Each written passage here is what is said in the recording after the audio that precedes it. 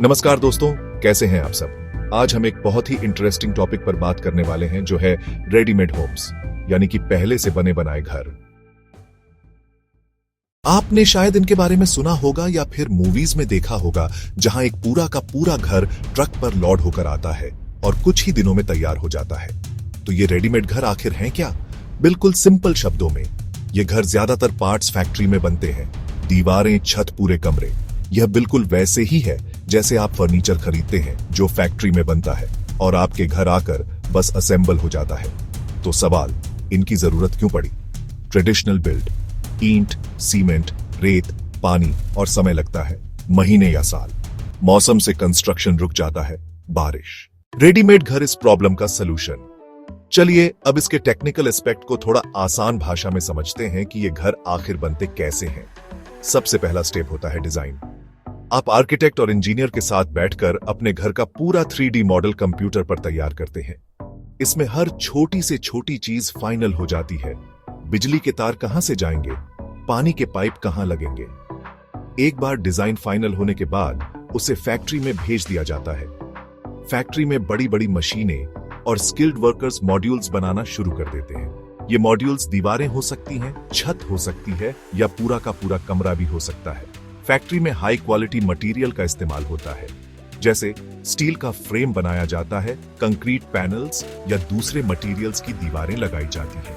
इन्हीं दीवारों के अंदर इंसुलेशन, पानी के पाइप्स और इलेक्ट्रिकल वायरिंग पहले से ही फिट कर दी जाती है। सब कुछ एक असेंबली लाइन की तरह होता है, जहां हर चीज की क्वालिटी को बार बार चेक किया जाता है। जब सारे मॉड्यूल्स तैयार हो जाते हैं, तब उन्हें ट्रक पर लोड करके आपकी जमीन तक लाया जाता है।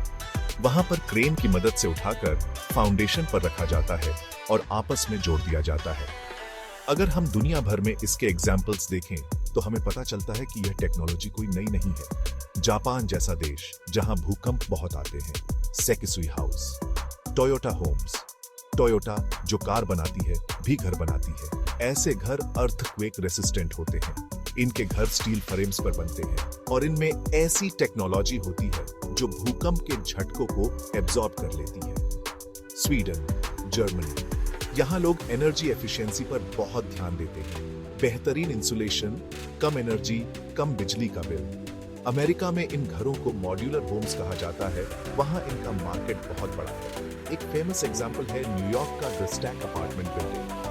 फैक्ट्री में बने अपार्टमेंट यूनिट्स को एक के ऊपर एक स्टैक करके पूरी बिल्डिंग बनाई गई। अब बात करते हैं इंडिया की। पहले ये सिर्फ कोटा कैबिन्स के तौर पर यूज होते थे, लेकिन अब लोग इन्हें परमानेंट घर के तौर पर भी देख रहे हैं। कई स्टार्टअप्स और कंपनीज अब इंडिया में रेडीमेड होम्स ऑफर कर रही हैं। बेंगलुरु स्थित एक कंपनी जो इको फ्रेंडली मटेरियल्स का इस्तेमाल करके छोटे और सुंदर घर बनाती है। यह घर उन लोगों के लिए परफेक्ट है जो शहर की भीड़ से दूर अपने फार्म या जमीन पर एक छोटा सा घर चाहते हैं। हिमाचल प्रदेश, उत्तराखंड में कंस्ट्रक्शन मुश्किल होता है। सरकारी प्रोजेक्ट्स में भी इस टेक्नोलॉजी को यूज करने पर विचार किया जा रहा है। तो अब हम आते हैं अपने आखिरी सवाल पर, क्या रेडीमेड घर इंडिया के लिए फ्यूचर है? इसका जवाब हाँ और ना दोनों में है, और यह सिचुएशन पर डिपेंड करता है। इसके फायदे तो साफ हैं। सबसे बड़ा फायदा है स्पीड। जहां एक नॉर्मल घर बनाने में 1 साल लग सकता है, वहीं एक रेडीमेड घर 3 से 4 महीनों में तैयार हो सकता है। दूसरा फायदा है क्वालिटी कंट्रोल। फैक्ट्री में हर चीज मशीन से और आंखों के सामने बनती है। इसके कुछ डिसएडवांटेज भी हैं। पहला है ट्रांसपोर्टेशन।